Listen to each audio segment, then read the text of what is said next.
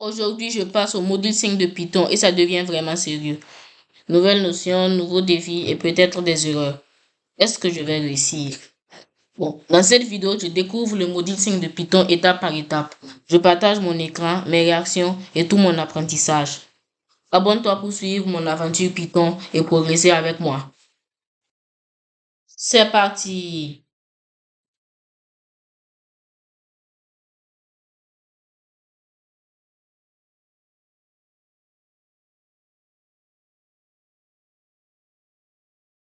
Prends en commun une liste de courses, une liste de lecture, une boîte de chocolat et une étagère de livres. Ce sont toutes des collections d'articles. Dans cette leçon, nous apprendrons comment travailler avec des collections en Python.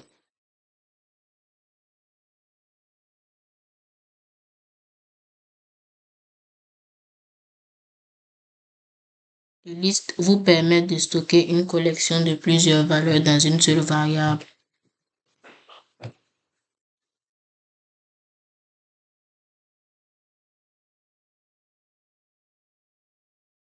Une liste peut stocker plusieurs valeurs.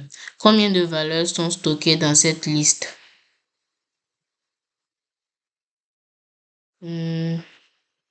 Toi, c'est évident. Même pas besoin de réfléchir pour ça. Les différents éléments d'une liste doivent être séparés par des virgules. Ok. Quel est le nom de la liste? Serpent, échec, games. Le nom de la liste, c'est games. Quel type de valeur cette liste stocke-t-elle? Des flottants. Les listes peuvent contenir des valeurs de différents types de données. Quels types de données sont présents dans la liste donnée? Il y a un entier, une chaîne de caractères. Complétons le code pour créer une liste. Ici, on va mettre crochet, pizza. Vous pouvez placer les éléments de la liste sur des lignes séparées pour rendre le code plus facile à lire. Complétons le code pour créer une liste. Ok. Non. Ici, c'est une virgule. Yes. Vous pouvez afficher une liste à l'écran en utilisant l'instruction print. Quand je vais exécuter, vous allez voir. Laptop plutôt, smartphone, headphones, earphones, backpack. Les différents éléments d'une liste doivent être séparés par des virgules. Quelque chose ne va pas avec la liste ci-dessous. Pouvons-nous corriger les erreurs? Il y a les virgules qui manquent.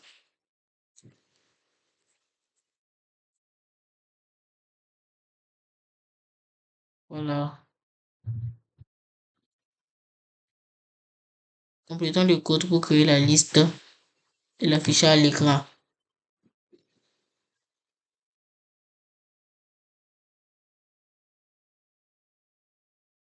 Les listes sont des collections ordonnées d'éléments. Nous pouvons accéder à un élément d'une liste en utilisant sa position ou son numéro d'index. Utilisons l'image pour trouver l'index de l'élément chat.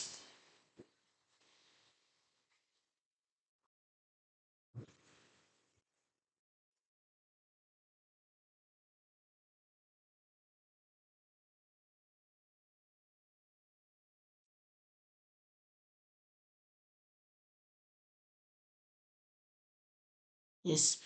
Une liste est une séquence de valeurs. Chaque valeur dans une liste a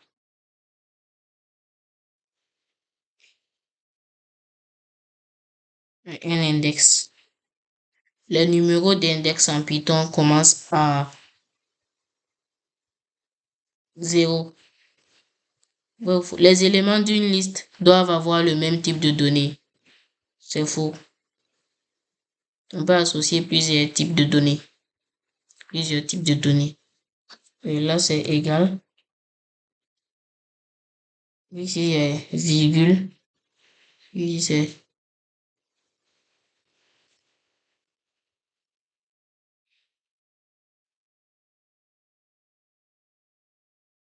Et puis ici, c'est crochet. Comment on met crochet avec un clavier? Voilà. C'est bon. Leçon à retenir. Incroyable. Les listes font maintenant partie de votre boîte à outils de codage. Nous avons appris que nous pouvons stocker plusieurs valeurs dans une seule variable avec des listes. Les listes peuvent contenir des valeurs de différents types de données. Les valeurs dans une liste sont ordonnées par position ou numéro d'index. Yes. Leçon terminée. 10 XP. Hop là. Troisième dans la Ligue de Mars. Voilà ce que j'ai appris dans ce module 5. Bon, pas mal de nouvelles choses aujourd'hui. Merci à tous ceux qui regardent et qui soutiennent la chaîne. Chaque like, chaque commentaire, ça aide énormément. Like la vidéo si elle t'a aidé. Abonne-toi et active la cloche pour ne rien rater. Dans la prochaine vidéo, on ira encore plus loin. Le meilleur reste à venir.